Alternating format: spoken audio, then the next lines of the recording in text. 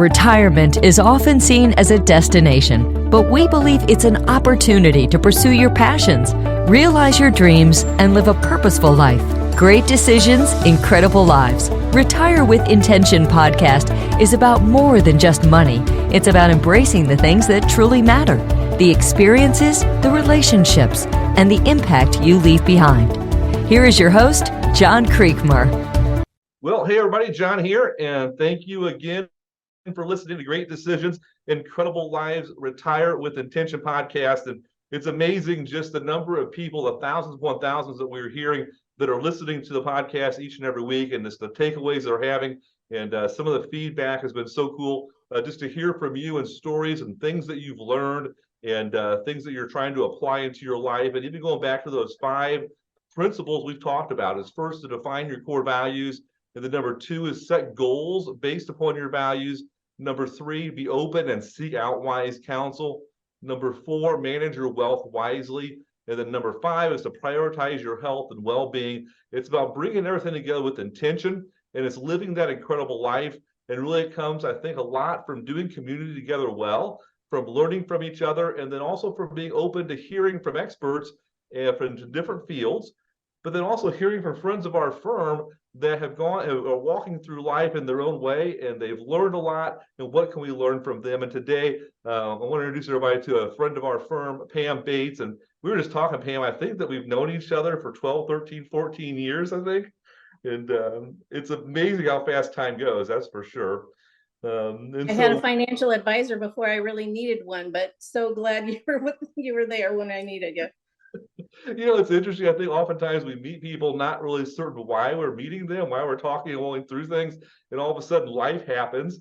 In the middle of that, life doesn't always go in a straight line, does it?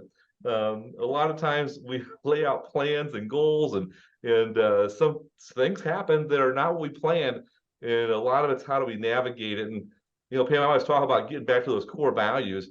I think that when I was looking back over my notes, actually I had them from our first meeting, and I was looking at those notes, and I was looking down just the things that were important to you, and a lot of it really had to do with your relationship with Carl, or your husband, your relationship with your family, your community, and just the people that are around you.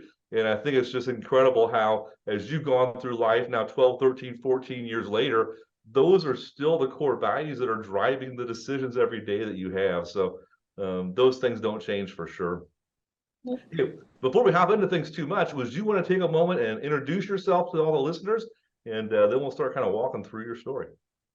Well, I'm Pam Bates. I lived in Galva for most of my life.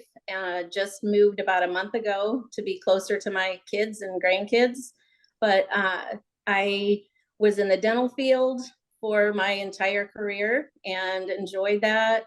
About a year and a half ago, I decided I was ready to retire. And so I talked to John and his team and said, is this possible? And it was. And so that kind of made that decision. And, I've gone from there. I did become a widow in 2015. My husband of 34 years passed away. He was diagnosed and then passed away 3 months later. We had a lot of hard conversations, but I feel good about the decisions I've made since he's passed. And, we'll kind of go through that story as we go. You said kids. As far as your kids, how many children do you have? I have 2. 2? I have a daughter and a son. And grandkids? My daughter has 7 children. Whoa, 7 children? That's why I decided I needed to be closer to be helpful. They go from 16 to 2. So oh my goodness. Yeah, all the ages. That's amazing. And so they're all right there close to you now that you've moved up there. Mm-hmm. So that's incredible. I was kind of thinking back. I mean, you worked in the dental field for, goodness, a long time, hadn't you? Yes. I started in high school as a work study job, and then went away for a little bit for college and came back, and the office manager left. So I became the office manager and did that for quite a few years. And then we had a new dentist who came in and decided he wanted to expand. So he bought 7 offices. And so when we got to about 4 offices, I said, okay, I need help.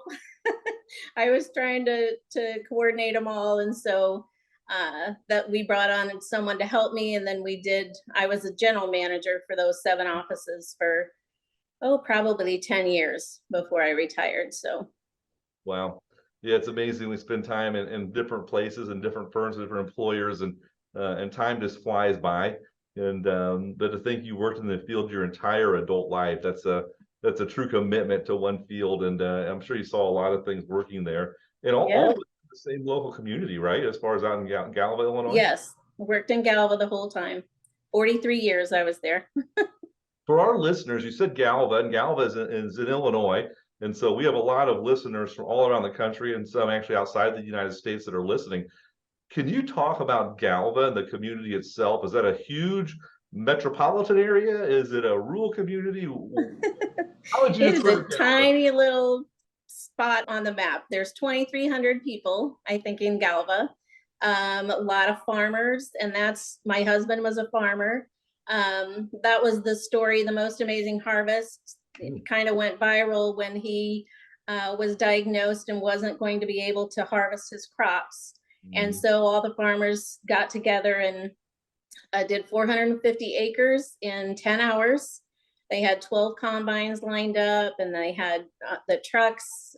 Everybody was donating their time, and the elevator, in fact, said it was Carl Bates Day, and we're only taking loads from our fields. And so it was just a big, beautiful picture of humanity. And that's what these small farming communities are like. Everybody just steps up and helps the next guy.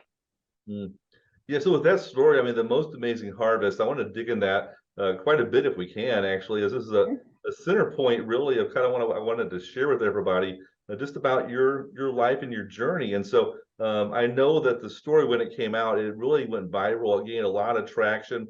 Some of the pictures that I remember seeing or of all the combines lined up going through the fields together. I know that I think ABC News did an expose on it, or a news release on it, and had a section on it. And so when Carl was diagnosed, that was what, in the summertime?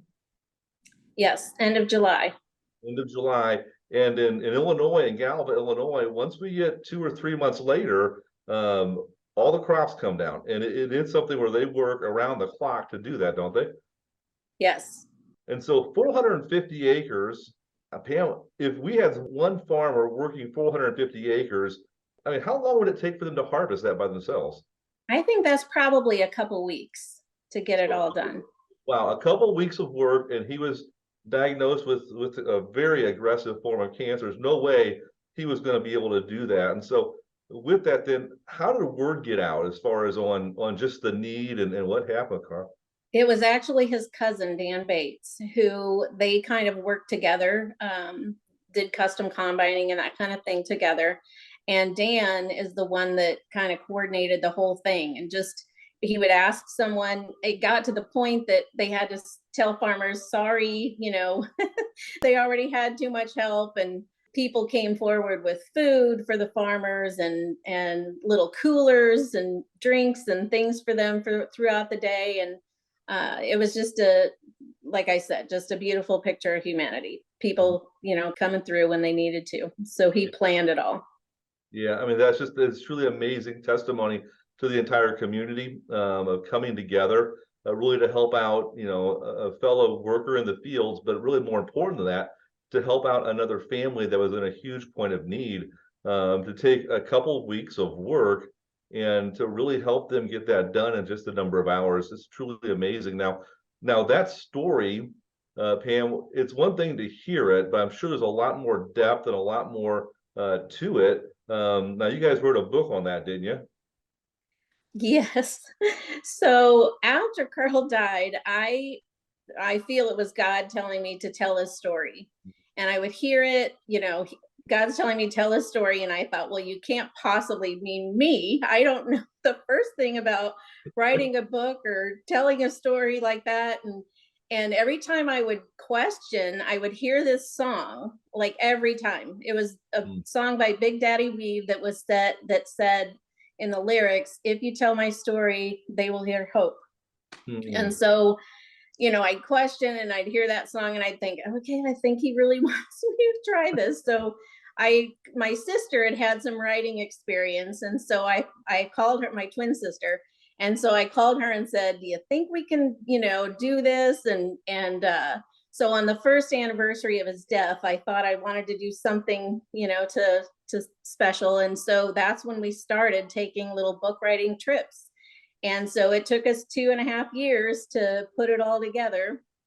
But we wrote it, and initially we thought it'll be just a little spiral thing that we'll give our family. And I told my daughter that, and she goes, well, go big or go home. And I thought, oh, for heaven's sakes, now we got to try a little harder.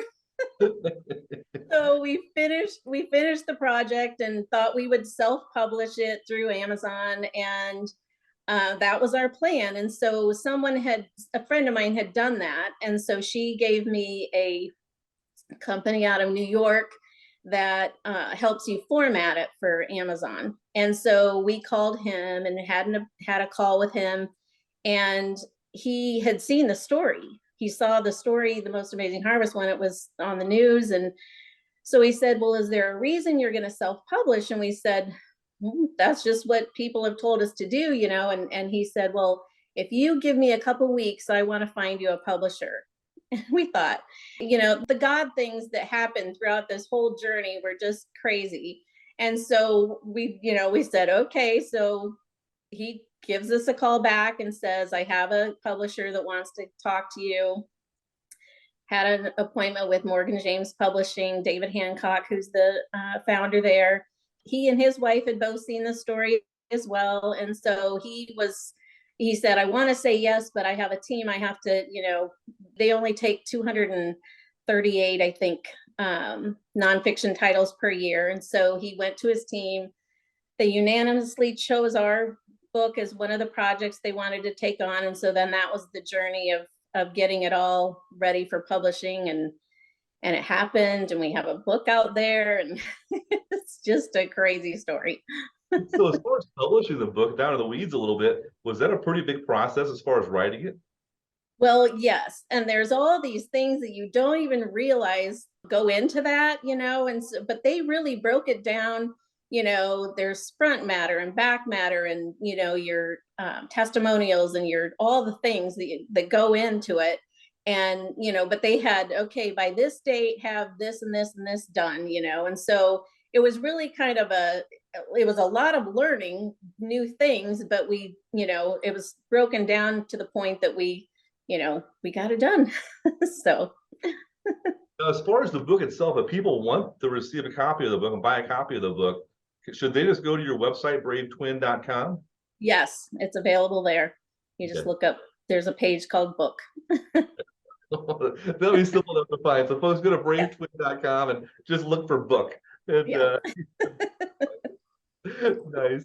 So when you kind of walk through that, though, that wasn't just the end of the journey. It almost seems like that was part of maybe a side journey as far as writing the book. But things have kind of grown from there. I saw also you have The Most Amazing You. So we have The Most Amazing Harvest, The Most Amazing You. Kind of walk through what The Most Amazing You is. The Most Amazing You is kind of a book study.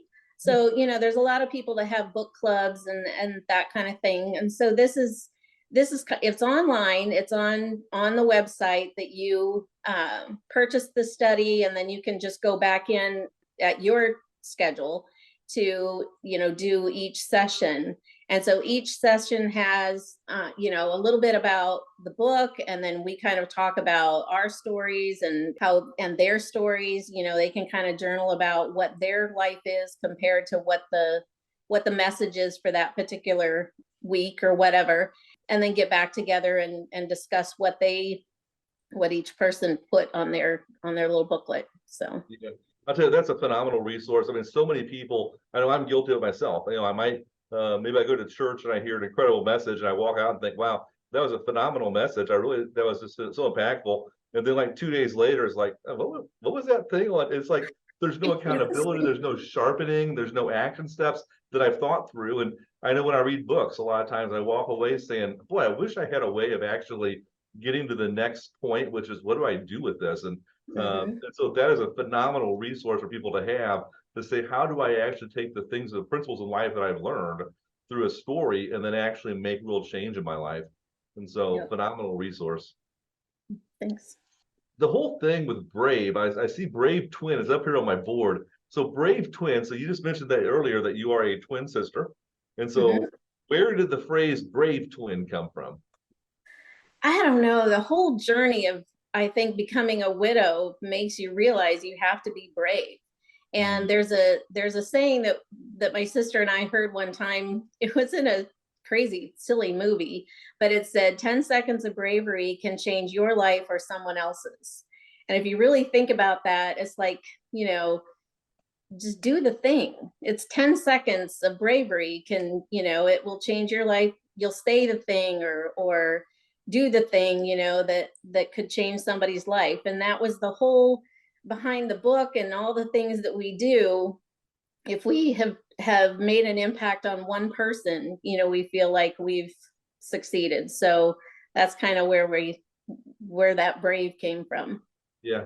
I love that, Pam. I mean, that really, besides speaking of who you are as a person, that's a huge challenge point for all of us, to recognize that there's these little short blips of time that we have decisions to be brave or not be brave. And but that one decision can really have an impact, not just on yourself, but on all the others around you. And so that's a phenomenal statement of impact. I want to spend a little bit of time talking about braving widowhood. And so we have Brave here. You talked about being a widow, and it's all in this. I'm gonna call it a journey. It's a journey of life at the stage of life that you're in, and which is different than what I'm sure you had always thought about. And when you thought about where you're at this age and stage of life, I'm sure it looks a lot different than what you envisioned when you and Carl first got married, or even when you're raising children. And so, I all of a sudden I looked at that phrase, braving widowhood. Walk through everybody what braving widowhood is and where did the idea come from? The idea came from me being the only one I knew that was a widow. And so I felt alone. I felt like I don't know who to talk to. And so I searched for an organization and a group of women who were also widows. And I found one, but it was in Chicago. And so I bravely made that trip for 2.5 hours to go to this meeting and came home that night, and I thought, this is crazy that I'm, making this trip. Maybe I just need to do something back here. And the relationships and the connection that you have with widows, just because you're on that shared journey, Mhm. everybody just gets it. You don't even have to, you know, talk about your journey. It's just being with them. It's like you connect because they know, and they know what this journey is like. And Mhm. so that's how it started. I thought, I had gone on, well, I went on a trip with these women from up by Chicago. One of them had a condo, and they said, hey, and I'd met these ladies like once or twice, and they said, hey, we're going to go to Sheboygan, Wisconsin, and I want you, anybody that wants to go. And I go, I'll go, and I thought, I don't even know these ladies. And I went and spent the weekend with them, and it was so much fun. And so honestly, braving widowhood was meant to be for retreats. And so we're in a couple weeks going on our 6th retreat. We've been to Door County, Wisconsin. We've been to Saugatuck, Michigan area. We've been to Galena, Illinois. So, just some fun places that we go together. We do some fun things. We usually have some meditations and faith-based things go on while we're there. And then, just connect with them. And that's the tagline of Braving Widowhood, is finding strength through faith and connection. And so Mm. that's kind of what our goal was. We just recently are starting, well, we're launching in November, a box. It's called the BW box, and it's a subscription box that they will get 4 times over the year. And this stemmed from a lady who I had just met. when I became a widow. It was actually one of the hygienists in one of the offices that we had. And she asked for my address. And so I gave her my address, and she sent me 4 booklets over the year that were grief kind of booklets that just kind of made you feel like you weren't crazy. Because sometimes you feel like you're crazy in this journey. And so that was just a really special thing for me. And so that's the boxes are based on that. We have those booklets in each of the 4 boxes, and then just some other things that we kind of call it a hug in a box. And so that's something that we're just launching now, is this BW box. So that's on the website too. With all of the women that you've spent time with, they're also widows, as you had mentioned early on in describing Braving Widowhood, that you felt alone. Is that something you hear a lot from people as they're walking through this part of their journey? Yes. Still alone? Mm-hmm. The loneliness. Yeah. And, and sometimes it's really sad. There's a lot of widows who have had couple friends, for their whole life with their husband, and they kind of fall away. And so then, they're not doing things with those friends that they spent so much time with, because they're just, whether it's them or whether it's the couples that just feel awkward or whatever, they've kind of lost some of those friends. And so, there's just a whole lot of things that go on like that people don't realize that those things do happen. Yeah. So as far as your group, Braving Widowhood, is that kind of an open group for anyone to kind of get information on and join, or is that a closed group, or kind of can you describe that? It's kind of an open group. As far as, we started out because when we were going to do the retreats, and that was right about the time that we had the pandemic. And so we had Zoom calls. And so that was kind of our beginning. We were doing Zoom calls. We don't do those as much, but we try to plan at least something once a month that we'll, meet somewhere or go somewhere. We've done movie nights, we've done, which are, people in the area, but we have a newsletter that goes out. So everybody's, included in that, and let them know what's happening and what we're doing. And then everybody's welcome to join us. So. Yeah. So you mentioned you've had 6 retreats. Is that right? Are you having the 6th one this fall? Yeah. So on those different locations, whenever you go, is it a spot where it's kind of centrally located to everybody, or is it a point of interest that you choose to go to, or what's the setting like? Yeah. Well, so we normally get a house that has plenty of bedrooms. And then this next time we're doing a hotel. We have some in the hotel as well as a house. My sister and I usually do some of the meals. So, it's just kind of we get together. Even if you're not staying in the same house, everybody comes to the house for dinner and fellowship and sometimes games and fun things that we do while we're there. So, yeah.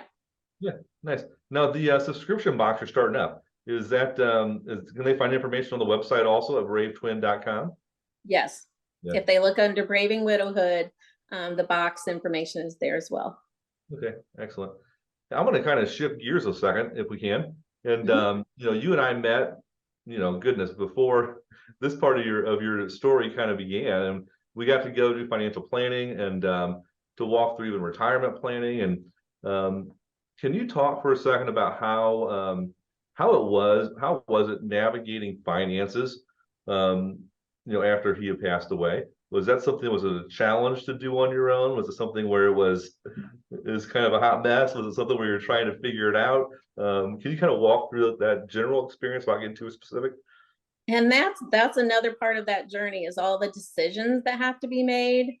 And now you don't have your person to bounce those off of, so it's like, it's your decision and you have to make it. And, your kids are helpful, and that's good. But it's, we had a farm and we had a Bates electric business. And so what are we going to do with that? And, my son-in-law was doing that, but then, like I mentioned, the 7 kids, he really kind of needed something more stable with insurance and things like that. So he did Bates Electric for a little while, and then he got a job with the power company. And so that, that went away.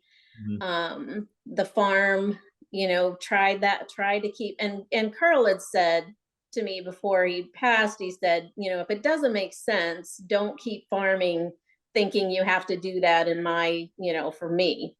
And so, that helped that he had said that, because then when it didn't make sense, it felt like that was a good decision that we could make. Yeah. And you're right. In all of our relationships, and you have a person in your life, whether it be a spouse or a close friend that you're with for a long time, and everyone manages their finances differently, but typically there is a lot of communication, and whether this communication is formal or not, about, well, how are we going to walk through this decision? What are we going to do? And then all of a sudden that sounding board or that confidant is not there. And so I know financially that raises a lot of questions, a lot of uncertainty. And so I know even having those friends that have walked through or are walking through widowhood, that have experienced that before, I'm sure it's really important to connect with people pretty quickly to help you navigate those decisions and make wise decisions. Well, and like I said, I had you as a financial advisor before I really needed one, but it was, I can't even tell you how grateful I am for that, because every time one of those decisions came up, I would go to you and say, does this make sense? How should I do this? And you were always very helpful in helping me get those things done. It was great to hear that. I know that we always want to be that person, and so it's great to hear it on the other side, as far as on how that helped you work through things. When I'm kind of all of a sudden I looked at my clock, I was like, man, we're at 27 minutes already. It's amazing how fast time goes. Everyone, we were joking, saying Pam and I, we talk for an hour and a half, 2 hours at a time when we talk. So we can just go on and on. But if you, let's kind of walk through maybe with a summary question. And so let's say someone is walking through this life stage change. And so becoming a widow or a widower, and they're walking through it. Can you think through maybe what is, not going to say the most important, but what are some important steps or important things that they should be thinking through or walking through right now? Well, have faith.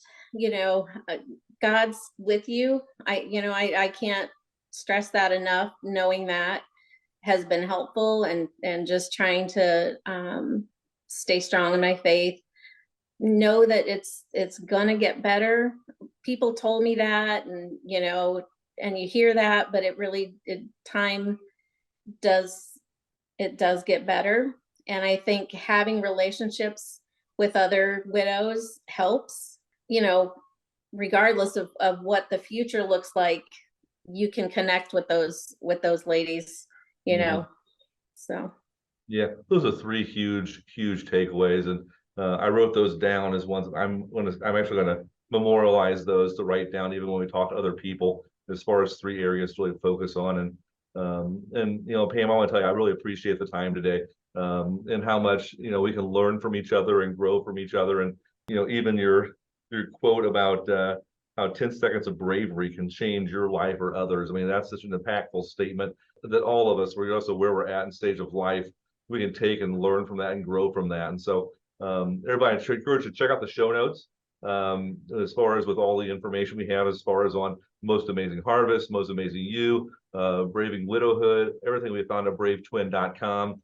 And I encourage you to check that out. And also encourage, we'll have a clip in there as far as from Greatest Harvest, the Most Amazing Harvest, as far as the story that was on the news. So we'll have that in there also. And so I encourage you to check that out and all of that. And so a lot of information, a lot of resources there. Pam, thank you also just for spending time with us today and just blessing us with that story. Appreciate it. Yeah, thank you very much, everybody. Yeah, thank you very much for listening to Great Decisions, Incredible Lives, Retire with Intention. And remember, when we walk through life, it never moves in a straight line. There's a lot of variability, and a lot of things we plan for, the outcomes change a little bit based upon circumstances of life. And that's why you want to make sure you have a solid plan that's built upon your values, and that you're working with a wise counselor, people that you can count on, those that have walked through life in those circumstances before, you can learn from. So thank you so much for spending time. I'll catch you next week on the next edition of Great Decisions, Incredible Lives. Talk to you all later. Bye-bye. Thank you again for listening to the Great Decisions, Incredible Lives, Retire with Intention podcast with host John Creekmur. Follow us on social media, visit our website, and join our community of like-minded individuals redefining retirement and living incredible lives. Please leave us a review and share our podcast with others who may benefit. We wish you a future filled with purpose, fulfillment, and the joy of living your incredible life in retirement.